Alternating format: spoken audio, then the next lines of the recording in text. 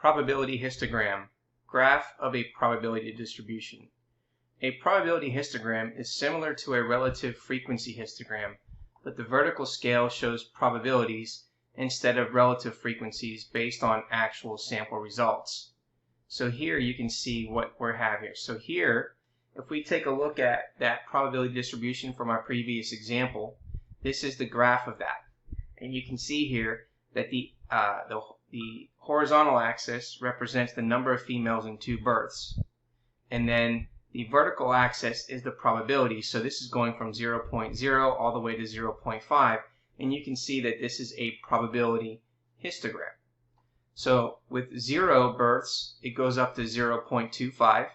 So you can see here that this goes using our value here of this. And this represents 0.25 for the probability. And then you can see that this 1 has 0.50 for your probability. And then the last one, you have 2, which is 0.25.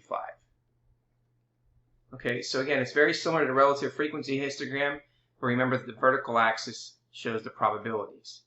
Now, in this probability distribution, we see that the values 0, 1, and 2, again, are along the horizontal axis, which are located at the centers of the rectangles. This implies that the rectangles are each 1 unit wide, so the areas of the rectangles are 0.25, 0.50, and 0.25. Now, the areas of these rectangles are the same as the probabilities in the table on the right, which is the probability distribution. So this represents the area of that rectangle, this represents the area of that rectangle, and this represents the area of that rectangle. Now, probability formula. Now, probability distribution could also be in the form of a formula. So let's consider the formula here. So we have the probability of x, which is equal to 1 over 2 times 2 minus x factorial times x factorial, where x can be either 0, 1, or 2. So let's first substitute the value in for 0. So if we plug in the value for 0,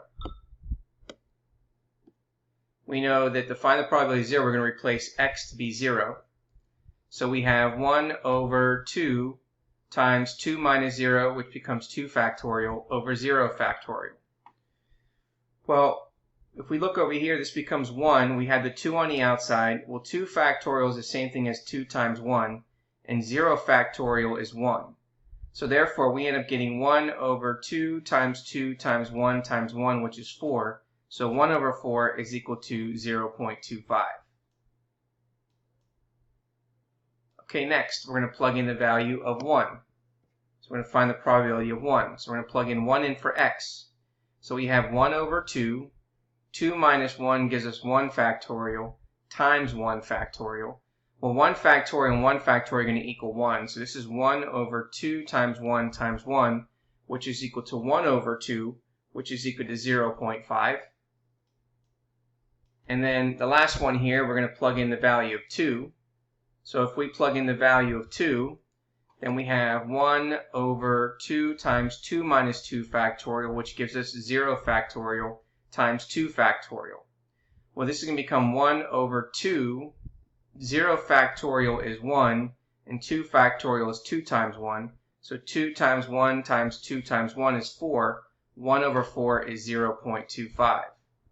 Therefore, we find that the probability of 0 is 0.25, probability of 1 is 0.50, and the probability of 2 is equal to 0.25. And the probabilities found using this formula are the same as those that were in the table.